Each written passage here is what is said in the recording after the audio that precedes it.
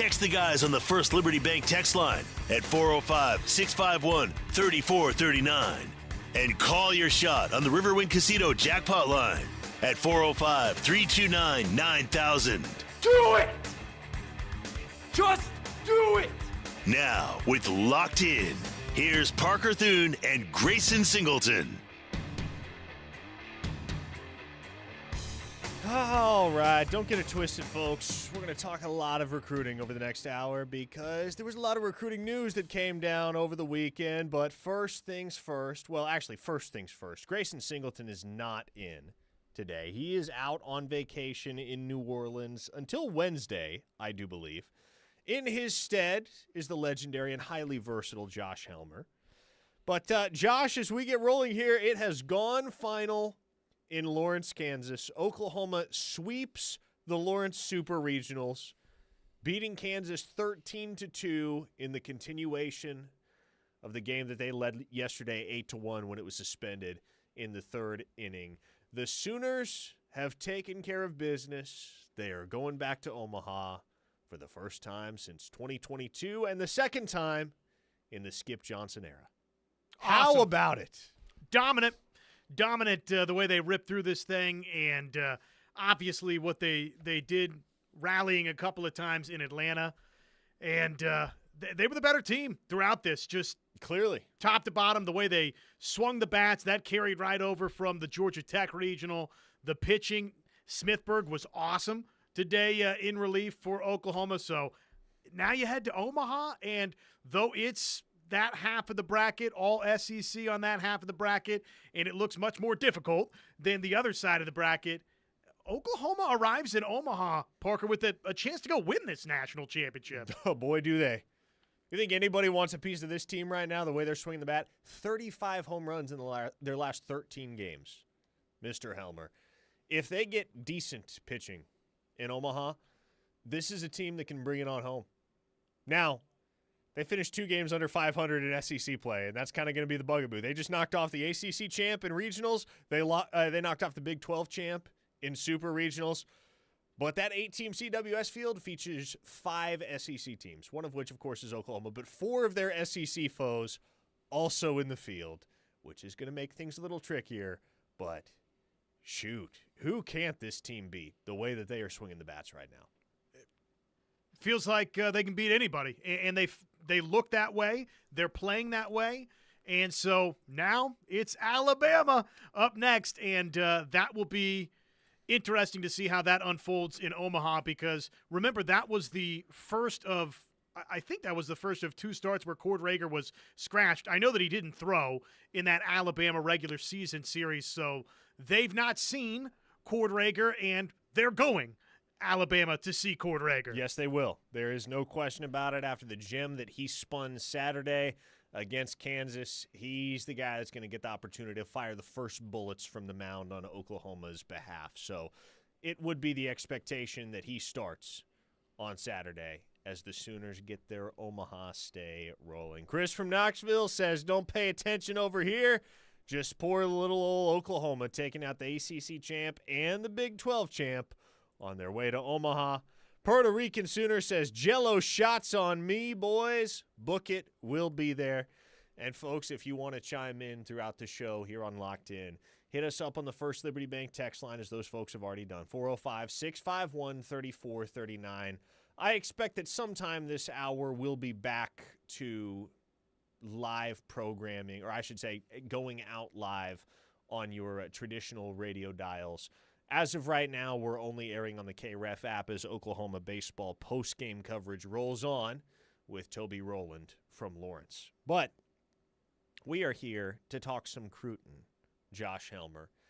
And, boy, there was nothing going on over the weekend for Oklahoma, but there was a lot going on that was directly pertinent to Oklahoma over the weekend.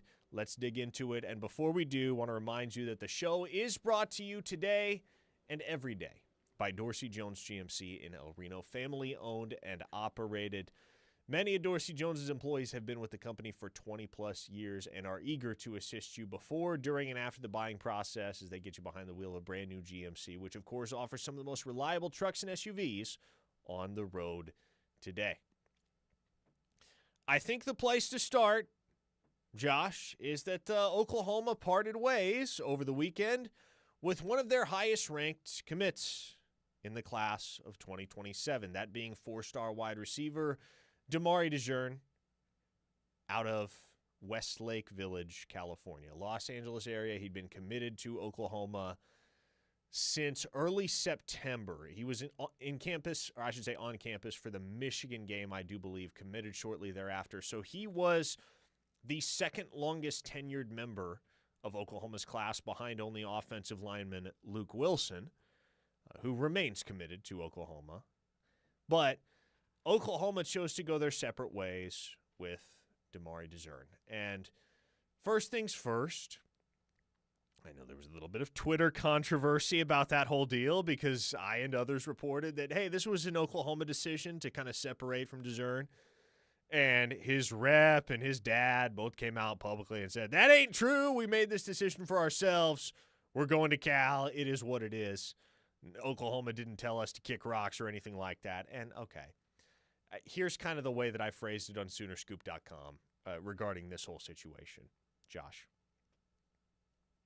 When I was in college, I was dating a girl who called me one day and said, I think we need to take a break.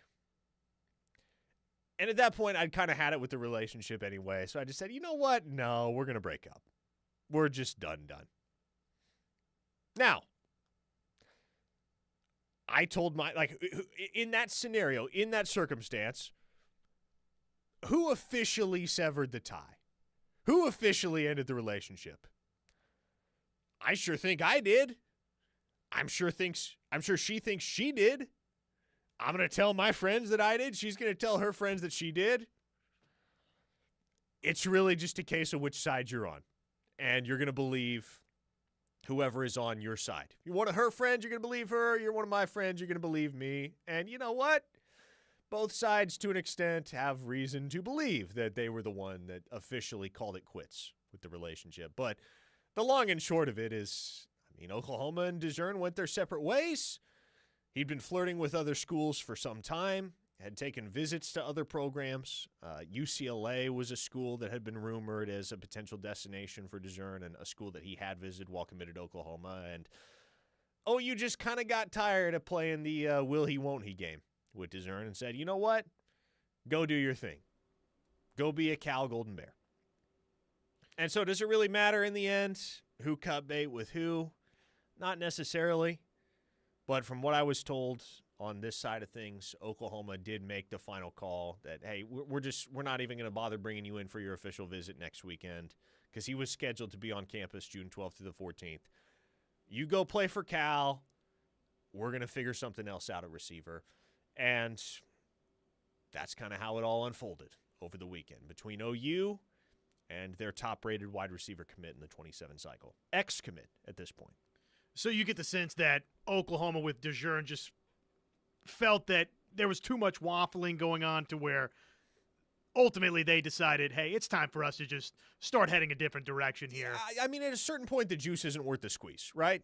Because how committed is a kid if he continues to take other visits to other schools? It's one thing when you got a guy like Keldred Ben, whom Oklahoma, I think if he signs with Oklahoma, which there's no doubt whatsoever about right now, he's going to be the only guy of the Brent Venables era ever to have visited another school while committed to Oklahoma and wound up honoring his commitment to Oklahoma. Like when we see this, it's generally not a good sign. It's generally a harbinger of something ominous to come when you see an Oklahoma commit visiting another school. And so it was with Damari DeJearn. It never seemed like he was fully committed to Oklahoma. He was only nominally committed to Oklahoma. And so when you just don't really know, you don't even really know whether to consider a kid a commit or not. Like, can we count on this kid signing in December right now? If that's a legitimate question in your mind, then yeah, at a certain point, you're going to want to go a different direction. You're going to want to go try to find somebody that you know you can count on to put pen to paper for Oklahoma. Perfect example would be a guy like Graydon Howell, who, as it stands right now, and we'll get to this more in a second, is Oklahoma's only remaining wide receiver commit in the 2027 class. In-state kid, Broken Bow, Oklahoma. He committed to OU on his very first campus visit after picking up the offer, and he is all in. He ain't going anywhere. And, in fact, he reaffirmed that on Twitter over the weekend. Hey, don't worry about me. Don't worry about us. Don't worry about the class. We're going to be just fine. I like that he did that, too. I like that he took it upon himself to very quickly, on a weekend where, let's just call it how it is for Sooner fans, it did not go the way that many Sooner fans would have liked. No, it did not. So for him to take it upon himself to say, hey, I'm still all in with Oklahoma. We're going to be just fine. We're going to find other skill guys, I thought was nice to see. Yeah. So, look, in the end, Oklahoma didn't want to keep recruiting DeMario DeJean as if he wasn't committed when he was, and didn't really want to act like it. So that was the nature of the breakdown between him and the OU staff, and he committed to Cal last night. And you know what? Hope the kid has a good career.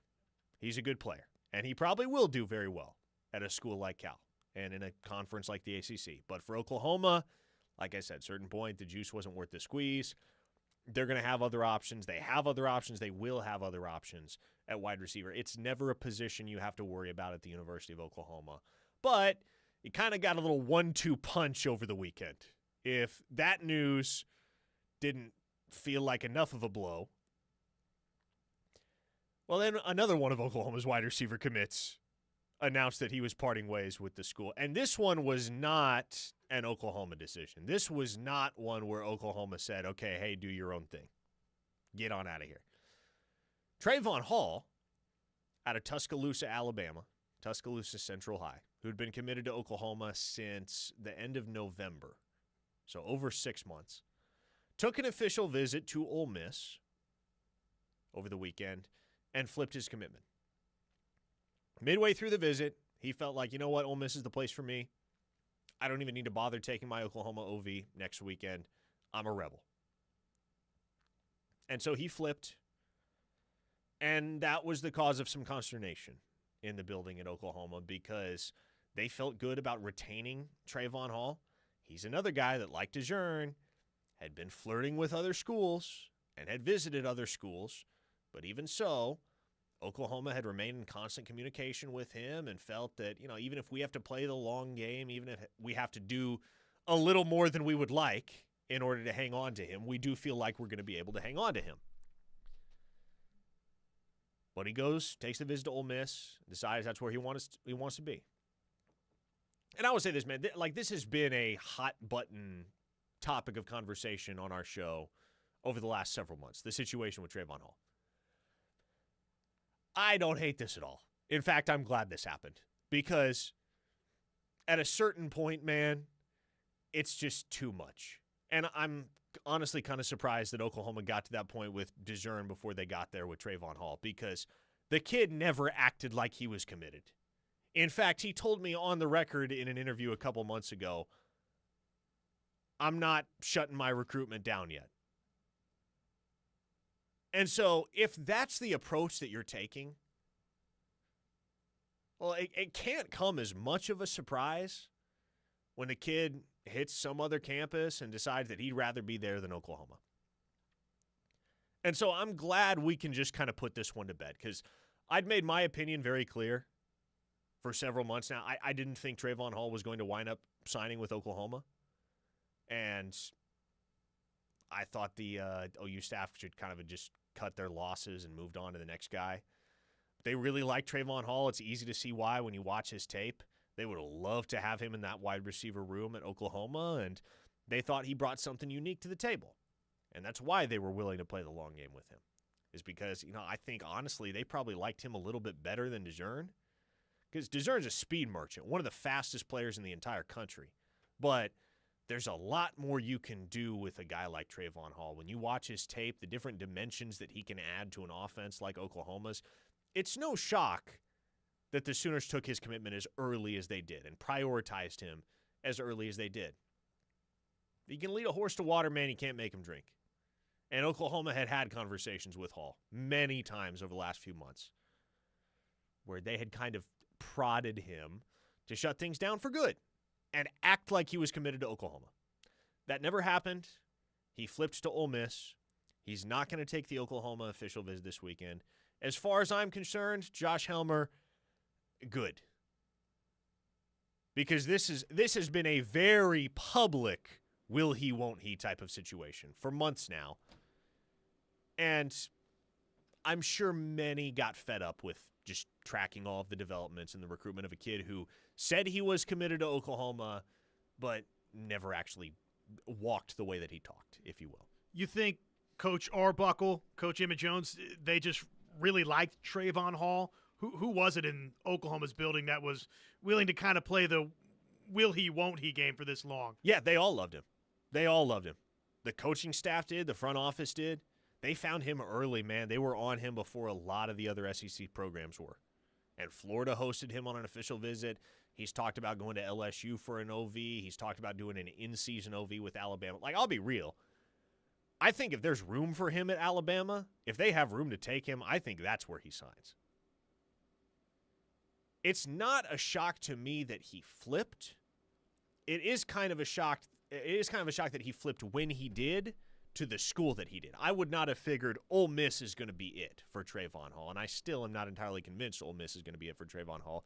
But man, what a slap in the face it is too, to a certain extent, for the kid to make that decision without giving the school he's been committed to for the last 6 months a chance to change his mind this coming weekend. And just cancel that official visit altogether. Say, you know what? I'm done with Oklahoma.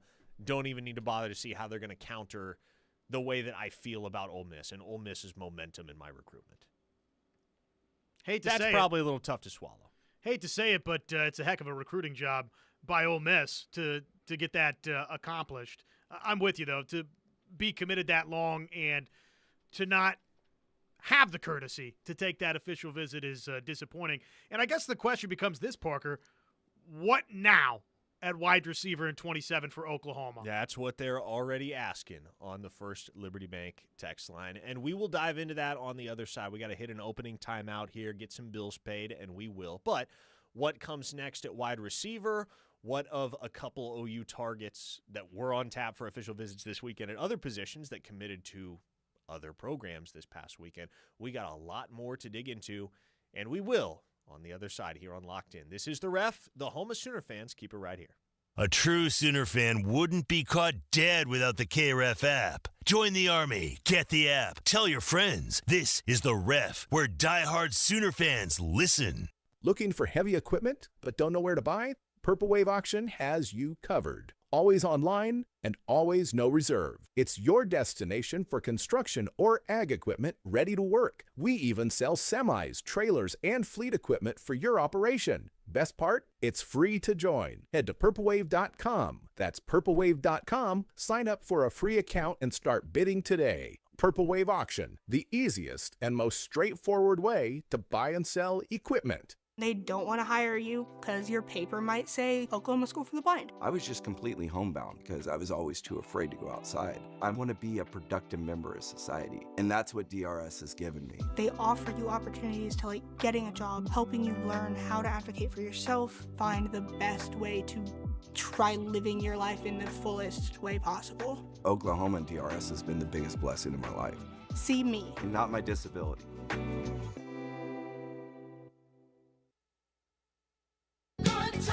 Good times are calling your name at the Showplace Theater with acts like Dave Attell, August 14th. When I go over someone's house and they got that air freshener smell, who are you fooling?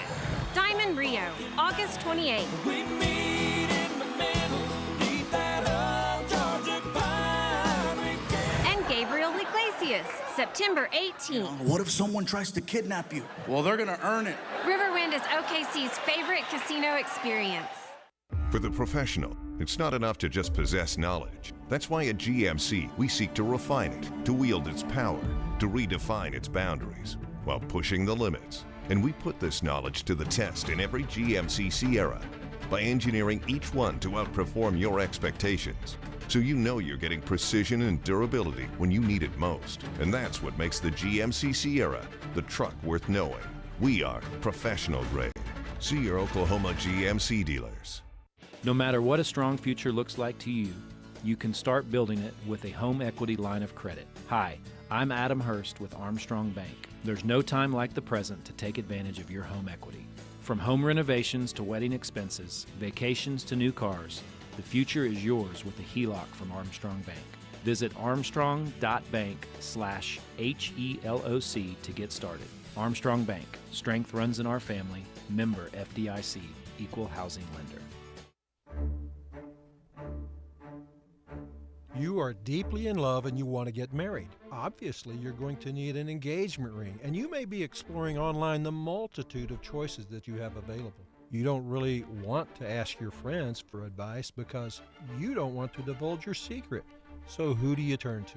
I'm Tim Lewis, and my brother and I started Lewis Jewelers more than 48 years ago, and we still own it today. But did you know that most of the corporate jewelry stores are owned by only one or two companies? For instance, Zales, Gordon's, Diamonds Direct, Jarrett's, Kay's, James Allen, Blue Nile, and many others are all owned by one large company. So if you think you're actually shopping around, you are not. To get a truly better value, you need to compare us at Lewis Jewelers. The big boys simply have more money to spend on advertising so that you won't compare us at Lewis Jewelers. Visit us at Lewis Jewelers on I-35 and more. Then you'll be glad to tell your friends. It came from Lewis Jewelers. Hey guys, it's Dory Noka. Have you been involved in an auto accident? If so, it's time to contact the OKC Car Crash Clinic of Dr. Martin Lopez. He's a board-certified and fellowship MD with unparalleled training and experience. Dr. Lopez works with a great team of healthcare professionals and attorneys to help you achieve the best physical and financial recovery. Contact Dr. Lopez at 405-86-CRASH or at okccrash.com. Don't forget to listen every week to the Dory Noka Show for the Impact Player of the Game, brought to you by Dr. Martin Lopez.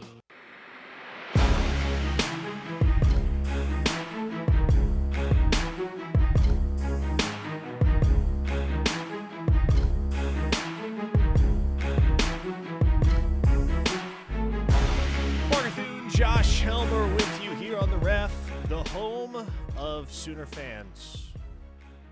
I don't know yet whether we are officially back on KREF proper as opposed to just the KREF app, because I know they are still, or have been still, wrapping up OU baseball postgame from Lawrence, where about 20 minutes ago the Sooners did secure their berth in the CWS field with a 13-2 victory over the Kansas Jayhawks. So whenever if it hasn't happened already, whenever Toby Rowland and the crew are done wrapping things up from Hoagland Ballpark, we will be back on KREF proper. As of right now, though, streaming live on the KREF app. This would be one of those times where a marathon postgame show would probably be acceptable. Yeah, you know what? Take as long as you need to, Toby. The Sooners are going back to Omaha. Take as long as you need to. We'll be here tomorrow. A 918 listener gets us started this segment with a question. Well, not a question, a command. It's a command. That's true. Okay, well, I mean, I guess I'll follow this command begrudgingly. This listener says, please tell us about Lawton quarterback Noah Smith. Yeah, a kid that camped at Oklahoma on Friday. Had a solid performance. He's a 2027, 6'3", 210 pounds. Good frame, good arm, good player. He was probably going to go sign and play D2 somewhere, maybe FCS by the end of the cycle, if Oklahoma hadn't gotten involved, but they did, and chose to offer him a spot on the roster, and so he's going to join the program. He's committed. He's not a scholarship guy. Like, he's what in the past would have been considered a PWO. I don't know yet what, like, the modern terminology is or what we want to use to distinguish PWO guys from true scholarship players, but he's a guy that's going to have a roster spot, and, you know, you give it a few years, maybe he turns into something. See what you can develop him into. Good story. You like those in-state kinds of stories like that. Probably give the in-state kid that sort of a chance versus somebody out of state. Yeah, no question. And Oklahoma has a reputation for picking off some of the better quarterbacks from the local ranks to come to campus as PWOs and just kind of see how things play out. They've done this in the last decade or so with guys like Connor McGinnis from Heritage Hall, Ben Harris from Carl Albert. They grabbed Connor Schaefer from Canadian Texas, which, okay, across the border, is still closer to Oklahoma than any other P4 school, save for Texas Tech, I guess. But yeah, Noah Smith, if you want to watch Oklahoma's PWO quarterback in the 2027 cycle at all this fall, he is going to be suiting up for Lawton High. So if you're down there in the 580, want to get a look at a future Sooner, check out Noah Smith. There you go. So last segment, we discussed the respective situations with Damari DeJearn and Trayvon Hall, both of whom flipped. And yes, there was nuance to both situations, but the short version, the concise description is both of those guys flipped their commitments from Oklahoma to other schools over the weekend. DeJearn headed to Cal with Oklahoma's blessing and encouragement, even. And Hall kind of surprised Oklahoma by flipping to Ole Miss. And that is what it is. Kid has a wandering eye. Can't be all that surprised when something like that happens. And I don't think Oklahoma was terribly surprised that it did happen. But again, the timing of it was just something that was objectively unexpected. So now they're down to one wide receiver commit. It's just Graydon Howell in this 2027 class. Where does Oklahoma turn from here? And I want to emphasize one thing very clearly as we open this conversation. The Sooners are not particularly worried about how this is all going to unfold at wide receiver. Why? Well, maybe because they lived this exact same experience a year ago.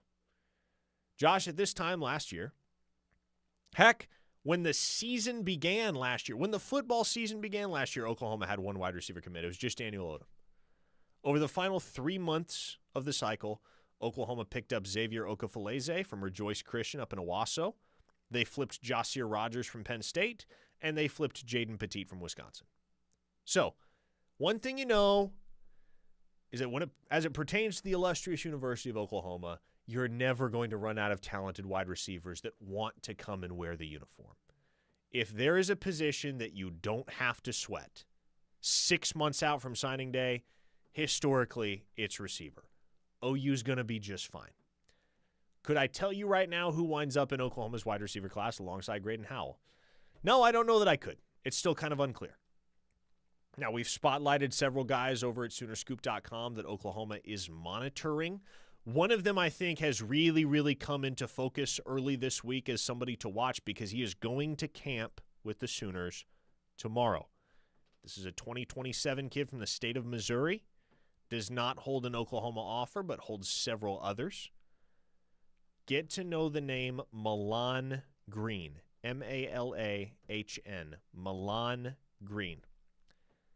The backstory with this kid is he's got some really strong sophomore tape that had put him on the radar for many a P4 school, transferred after his sophomore season, and because of transfer regulations up in the state of Missouri, was ineligible for varsity competition his junior year. And so that really made his recruitment hit a plateau. The sophomore tape's good. You watch the sophomore tape, you're thinking, okay, this kid could go play somewhere, and he can, whether that's Oklahoma or elsewhere. But he visited Oklahoma at the spring game in April. The staff has gotten familiar with him. They've built a relationship, haven't pulled the trigger on an offer yet. If he performs well enough tomorrow at camp, it is very much within the realm of possibility that he walks away from campus with an offer. And if indeed he does, Josh, the Sooners will be the immediate favorite to land this kid. Yeah. Well, and obviously his stock can really continue to rise just given the fact that he didn't play last season according to those rules in Missouri. It is encouraging, too, what you said about Jahsir Rogers, Jaden Petit, that, Parker, at the end of the day, in last year's recruiting cycle, those are the names that we heard the most about is Rogers and Petit. So that's encouraging that this Oklahoma front office, this coaching staff can maybe close in that fashion and go find two of the receivers that it likes the best in a given cycle. We'll see how it all shakes out. And how would you characterize the way the front office and the coaching staff feels in terms of wanting to land a couple of high school receivers versus, okay, we're comfortable that we can go find receivers out of the transfer portal, as we saw this offseason. Yeah, no doubt. And you make a good point with regard to the transfer portal because, only in certain circumstances are you going to want to bring in guys that are one-year rentals. Like a Trell Harris, for instance. Trell Harris made perfect sense for Oklahoma heading into 2026, but if you're going to go to the portal, you can't be doing that every single year. You have to be able to go to the portal and find guys that have multiple years of eligibility left. But Oklahoma did that as well with not only Parker Livingston, but former walk-on extraordinaire Mackenzie Allen from Washington State, who, of course, had a really, really good spring. And so both of those guys, Livingston, Allen, both those guys have 3 years of eligibility left. That's almost as good as making a really bang-up eval out of high school, nailing one, and getting a kid to campus that can immediately contribute. Yeah. So that was a huge win for Oklahoma in the transfer portal. And the brutal reality is, and I don't mean this to devalue any particular individual, but wide receivers are kind of a dime a dozen. Josh, you can find a lot of wide receiver talent out there.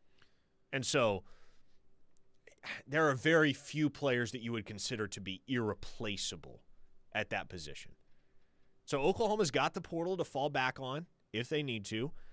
They would like to take 3 high school receivers in the 27 cycle. In an ideal In an ideal world, that is how it happens. They take 3 high school wide receivers, and so they will be on the hunt for 2 more. Deer Creek Sooner on the text line with an interesting question. Parker, was Mims our last high school wide receiver recruit to excel at the position? It seems we've whiffed on a lot of high school receivers but done well in the portal. No, the last guy I would say is, okay, it depends. What is your benchmark for quote-unquote excellence? Because in the 2022 cycle, for instance, Oklahoma signed Jaden Gibson and they signed Nick Anderson. Both of those guys, I would argue, did excel at Oklahoma, just not for very long. And the bugaboo for both of those guys was the injury bug, which you can't really help. You can't really foresee that. You can't really predict that.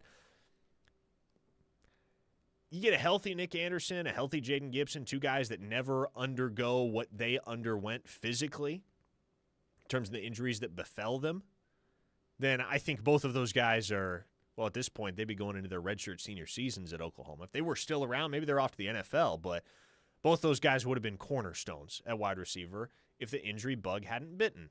Similarly, Mims was a class of 2020 guy, and he did have an excellent career. I mean, he played here for 3 years and went to the NFL. That's as good as you can have it. Oklahoma signed Jalil Farouk at wide receiver in 2021. He had a dang good couple years at Oklahoma. He was an impact guy. 3-year starter, right? If not a 3-year starter, certainly a 3-year contributor. Yeah. Their other wide receiver signee in that 2021 class was Cody Jackson, who didn't pan out. Played quite a bit as a true freshman, but wound up transferring. I think he's at like Tarleton State now or somewhere. He has only worked his way down the ranks. But thinking back in the 2023 class, Oklahoma's only signee in kind of that weird period where it was Cale Gundy, and then Cale Gundy had to step down, and it was L.D. Washington for a few months, and then Emmett Jones got hired right at the end. Their only wide receiver signee in the 2023 cycle was Jaquez Petaway. Swing and a miss. No question about that one. He's at East Carolina now. And when he got in the portal to leave Oklahoma, there was no P4 interest to speak of, as evidenced by the fact that he landed at East Carolina. The 2024 class was Emmett Jones' first cycle at Oklahoma. He signed 4 receivers. Ivan Carrion, Zion Kearney, KJ Daniels, and Zion Reagans. I will be completely straightforward. I don't think Oklahoma would ever have signed Zion Reagans or KJ Daniels if anybody but Jeff Lebby had been the offensive coordinator. But Jeff Lebby loves short, fast dudes. He loves his short kings that can run. And Zion Reagans and KJ Daniels fit that bill. Perfect for his offense down at Mississippi State, right? That's why Reagans wound up transferring there. And Daniels bounced to UAB. But here's the problem. They signed both those guys, and Jeff Lebby left. Neither of those guys ever had the opportunity to play it down for Jeff Lebby, because at the tail end of that 2024 cycle, Lebby took the head coaching job at Mississippi State. So Reagans and Daniels, it's real hard to buy into either one of those guys making a significant impact in an offense that wasn't Jeff Lebby's and wasn't kind of tailored around a certain skill set at wide receiver that, for instance, was very conducive to the success of Brennan Thompson down there in Starkville last fall. Kearney and Carrion. Carrion's obviously still here. He's had a couple of good moments, not many. And Kearney wound up transferring to Wisconsin. That one just didn't work out. And it wasn't, to my understanding, for lack of physical ability. It was just he couldn't really grasp the playbook. That was kind of the best explanation I got from the OU side as to why Kearney wasn't on the field more than he was. And that's about the last and really the only class where you could have cultivated real expectations that those guys were going to contribute by now. Because the 2025 cycle, in which Oklahoma signed Elijah Thomas and Manny Choice, both those guys have only been here a year. So hard to have the expectation that anybody is going to contribute as a true freshman at wide receiver in the SEC. It does happen. It does happen time to time, place to place. It's not completely out of the ordinary that you do see a wide receiver making plays as a freshman in the SEC. But it didn't happen for Elijah Thomas and Manny Choice. That's fine. I don't think there had to be any such expectations placed upon their shoulders, and both of those guys played a significant role on special teams. And so, I don't know, Deer Creek Sooner. All of that to say, your initial observation there was, seems we've whiffed on a lot of high school receivers but done well in the portal. Oklahoma has done really well in the portal. Andrell Anthony was a great pickup till he tore his ACL. Isaiah Satania was a phenomenal addition. Right? Almost went for 1,000 yards last year. Has Oklahoma outright whiffed on a lot of high school receivers? I wouldn't go that far. I wouldn't say it's been a lot. They've whiffed on some. I don't know that I place the blame at the feet of Emmett Jones yet for any of those whiffs. You want to call Carrion a whiff? Okay. He's still got 2 years of eligibility. There's time to redeem that career arc. Kearney, I guess in the technical sense, if you want to call that a whiff because he didn't do anything and wound up transferring to Wisconsin, okay. Again, I just refuse to hold Reagans or Daniels against Emmett Jones when I know what those guys were. Those were Jeff Lebby specials.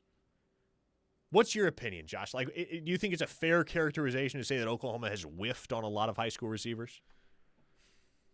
I think if Manny Choice and Elijah Thomas don't pan out, then probably Sooner fans have reason to be concerned in terms of how you're going about some of these high school evals. But let's see how the story plays out for each of those two. We've heard positive things. Need to see production on Saturday, though, for both Manny Choice and for Elijah Thomas. And ultimately, if Petit or Rogers or, Odom, if one of those guys shows up, and I think Sooner fans just want to see a high school recruit, somebody that's been an in-house developed player, go out and make plays, and that's probably a fair critique to have at this point. And it may be. Ultimately, like, here's the way I look at it. Not everybody looks at it this way, and that's fine. If the receivers are producing, I don't care where they came from. Sure. I don't care who recruited them. As long as there's guys on the field making plays, I could care less, or I should say I couldn't care less, how they made it to the illustrious University of Oklahoma. It'd be nice to have, a couple of players turn out to be hits out of the high school ranks, but at the end of the day, if Oklahoma has guys that are catching passes and rolling up productive seasons and finding the end zone and going to the National Football League and Oklahoma's winning football games, then I agree with you. It doesn't matter how the entree gets made. Just make me a tasty championship-winning dish. All right, folks, we got to hit another timeout. When we return, 2 Oklahoma targets committed elsewhere over the weekend. What's the latest on those situations? And also, one of Oklahoma's current commits took an official visit very quietly to another school over the weekend. What's the latest there? We'll discuss on the other side. This is The Ref, the home of Sooner fans. Stay with us. A true Sooner fan wouldn't be caught dead without the KREF app. Join the Army. Get the app. Tell your friends. This is The Ref, where diehard Sooner fans listen. Looking for a night out that hits just right? The Winston & Norman blends elevated American fare with a top-tier whiskey list and craft cocktails. Whether it's date night or dinner with friends, make it memorable. The Winston, right on Main Street in Norman. Sip, savor, and settle in. The Winston, refined taste, relaxed atmosphere. Tune in every Friday to hear more about the Hal Smith Restaurant Group during The Rush and the Dari Noka Show here on The Ref. Get ready to swing into savings. Westwood Golf Course has deals you won't want to miss. Grab an afternoon tea time for just $28 after 2 p.m. or roll in late and play for only $23 after 5 p.m. Then hit the pro shop and score big. Select shoes, polos, and pullovers are 40% off, and there's a huge selection of golf bags. Now 20% off. Great golf and great savings. Westwood Golf Course. Get out and play. Book your tee time today at Westwood. Hi, I'm Troy Green. I grew up in foster care, homeless and forgotten. I know what it means to struggle just to survive. I wasn't born into power. I fought my way through it. I became a police officer, a coach, and a small business owner, and spent my life protecting families, helping kids, and standing up for working people. Washington already works for the powerful. I'm running for the people they overlook. So I'm asking for your vote June 16th. I'm Troy Green, and I approve this message because it's time to bring integrity and accountability back to Washington and respect and dignity back to Oklahoma. Hi, Tyler McComas here for Bosch Auto Service, and let's be honest, getting your car service can be a total grind. That's exactly why I roll with Bosch Auto Service and more. Whether I need a quick oil change, a new set of tires, or answers on that check engine light, they show me exactly what's going on, and nothing gets done until I give the go-ahead. And here's the best part. I'm not paying just to find out what's wrong. No pressure, no surprises, just straight-up great service. Bosch Auto Service, give them a call at 405-543-0501 or stop by at Southwest 34th in Santa Fe. Keep life moving. Did the recent storms damage your home and roof? Call All American Roofing today. All American Roofing has been repairing and replacing roofs for over 40 years and is a second-generation locally owned roofing company. They are also a Google guaranteed contractor and offer free inspections. Our roofers are GAF Master Elite contractors with a BBB A+ rating. Call All American Roofing today at 405-787-0400. All American Roofing, the best roofing company in Oklahoma. 405-787-0400. It's that time of year to get to the ballpark, and that's something to smile about. Craig and Straight Orthodontics wants to help you and your family every step of the way to a beautiful smile. Craig and Straight has 3 conveniently located offices in Norman, Mustang, and South Oklahoma City. Check out their website at craigandstraight.com or give them a call to schedule your free consultation. You'll soon be on your way to a smile that you have always wanted. At Craig and Straight Orthodontics, we want to see you smile, Oklahoma. You wanted to be cool, which led you to smoking, which led to a pack a day. Then you met that special someone, which led to starting a life with them, which led to wanting to live longer, which led to quitting. Then you heard you may be at risk for lung cancer, which led you to getting a low-dose CT scan. If you smoked, get scanned. Talk to your doctor and learn more at savedbythescan.org. Brought to you by the American Lung Association and the Ad Council. When you're high, you feel different. You think different, you talk different, you draw different, you listen to music different, but you probably knew that. Problem is, you also drive different, and not in a good way. That's why driving high is illegal everywhere. So if you're high, just don't drive. Make a plan to get a sober ride. Because if you feel different, you drive different. Brought to you by NHTSA and the Ad Council. The Ref Radio Sports Network is powered statewide by the insurance adjusters at Brown O'Haver. Fire, wind, theft, or tornado, we can help. Call 405-735-5510.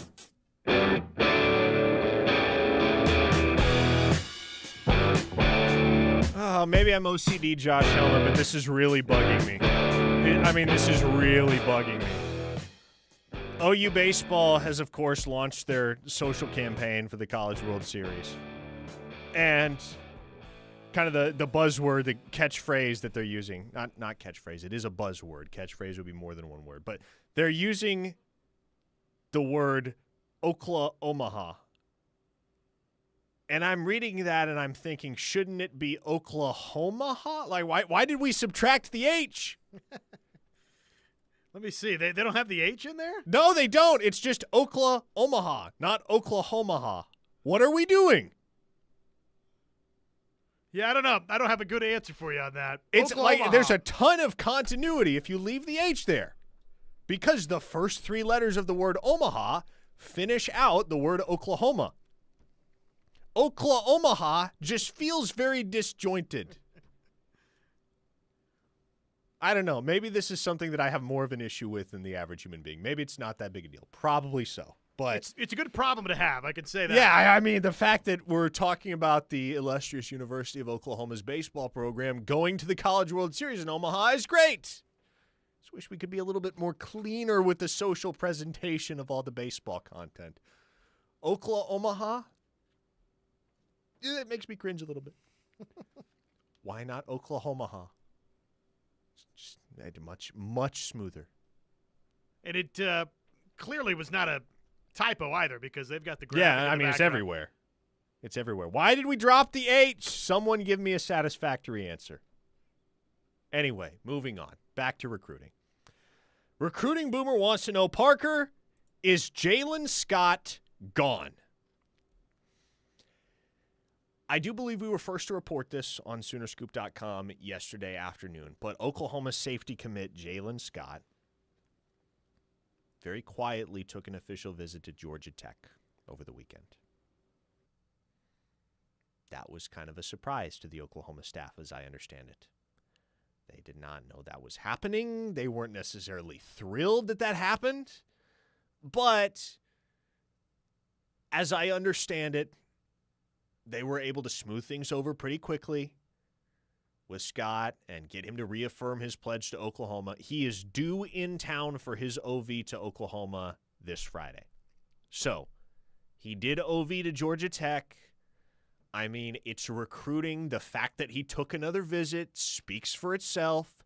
You can't feel fantastic about that situation, all things considered. But it is my obligation to pass along that Oklahoma doesn't feel like they have anything to continue to worry about with Jalen Scott. They were able to head any potential controversy off at the pass in conversations with him and his folks following that OV to Georgia Tech. If he were to flip, though, he would not be beating the serial committer allegations anytime soon, though, because Oklahoma is the third school to which he has been committed. He was committed to Florida State previously and later Auburn, and Oklahoma is the third. Were he to flip to Georgia Tech, that would be number 4. So, again, though, Oklahoma's not worried about it. They've had good, productive conversations with Jalen Scott, and everything appears to be under control there.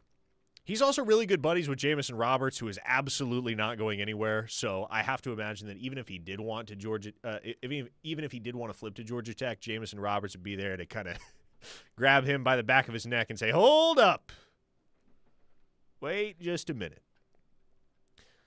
So there's that. We'll see what happens.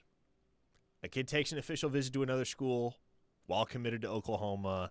There are some very natural doubts that are going to start to crop up about whether or not he lasts in the class. Especially, I get that. For me, I don't know. Even though, you're talking about wide receivers, offensive guys versus defensive guys, just natural for fans when there's been a couple of recent flips for folks to start getting a little uneasy. One guy, and this kind of goes hand in hand with the conversation that we were just having about wide receiver recruiting. One guy that's always going to get his dudes, regardless of who they are or where they come from, is Brandon Hall. Brandon Hall is an excellent recruiter. Has been arguably the most consistent recruiter on Oklahoma's staff during the Brent Venables era. So if he gets Jalen Scott, if he hangs on to Jalen Scott, great. If not, I have no doubt Hall's going to find somebody else that's just as good and just as high ceiling as Jalen Scott is.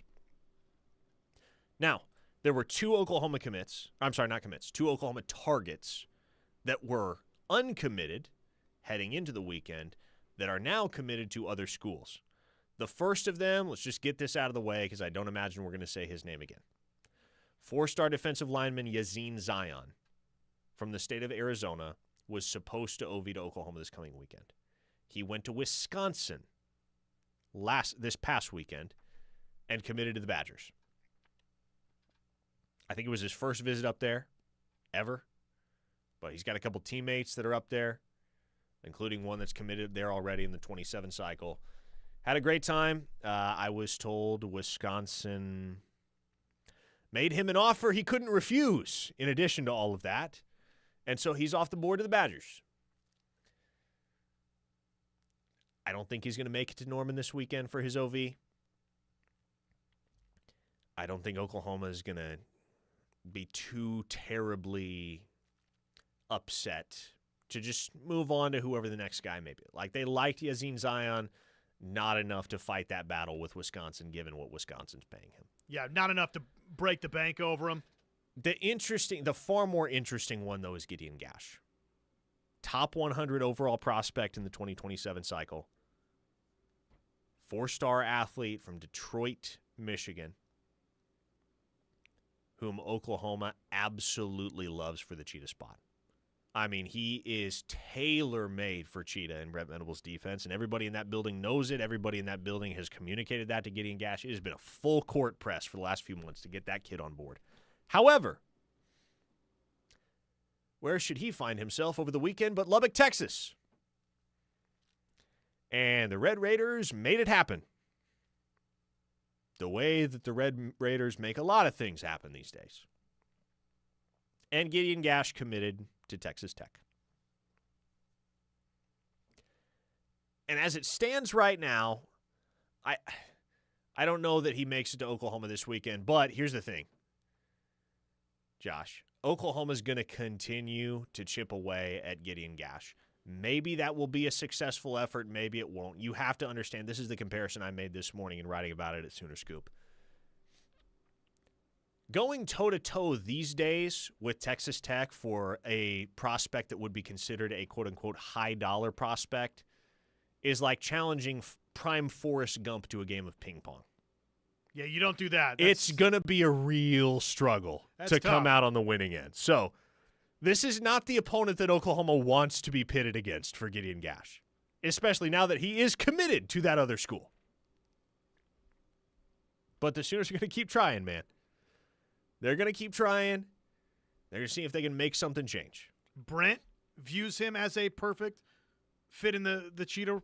I would go so far as to say that next to Bodie Sparrow, who is Oklahoma's top safety target, still uncommitted as of now, it's Bodie Sparrow and Gideon Gash that Oklahoma wants the most in the 2027 cycle. Outside of their current group of commits, those are the two guys that if you ask somebody in that building right now, if you could pick two players to commit to Oklahoma right this second, who do you want them to be that are on OU's board? The answer is more than likely going to be Bodie Sparrow and Gideon Gash. They love Gideon Gash because they believe he is uniquely suited to play in Brent Venables' defense. And so they are not going to go gently into that good night. They're dealing with Texas Tech, though. So you got to heavily temper expectations moving forward here, but just know Oklahoma's not waving the white flag on Gideon Gash. It obviously totally different situations, Parker, but when you said that about Brent and he loves him and he views him as the perfect Cheetah, I immediately thought of Cole Sullivan. We heard that Brent Venables, this is out of the transfer portal, guys. This is maybe the one guy that Brent wants to go get, and so who knows? Maybe Oklahoma will get aggressive because Coach likes him that much. Blake from Owasso asks, is the Gash situation at Tech similar to Cooper Hackett, or is OU done with that? Okay, so I think the one parallel you can't draw here, Blake, is I don't think Gideon Gash feels the same way about Oklahoma as Cooper Hackett does. I don't think he can feel the same way about Oklahoma as Cooper Hackett does. I mean, he's from Detroit. Cooper Hackett was from Fort Gibson, Oklahoma, and wanted all his life to be an Oklahoma Sooner. He didn't even have a deal done with Oklahoma when he flipped from Texas Tech to OU. He flipped to OU because he wanted to be a Sooner. They're going to have to give Gideon Gash more reasons than they have to give Cooper Hackett. That's just the brutal reality of it. It's going to be harder to flip that cat from Tech than it was to flip Hackett. Can it be done? It can. Would I bet on it? Yeah, probably not. I don't know that Oklahoma is going to be able to overcome Texas Tech. If it were maybe literally any other school in the country, I would say you got a shot. And okay, I guess it's recruiting in the most technical sense. They do have a shot and will have a shot, but it's going to be really, really, really hard. And with that, folks, I'm going to call it a wrap here on today's installment of Locked In. Brought to you by Dorsey Jones GMC in El Reno. Josh, thanks for hanging, man. Always a pleasure. Enjoyed it. The Rush is coming up next. We'll see you tomorrow. Same time, same place.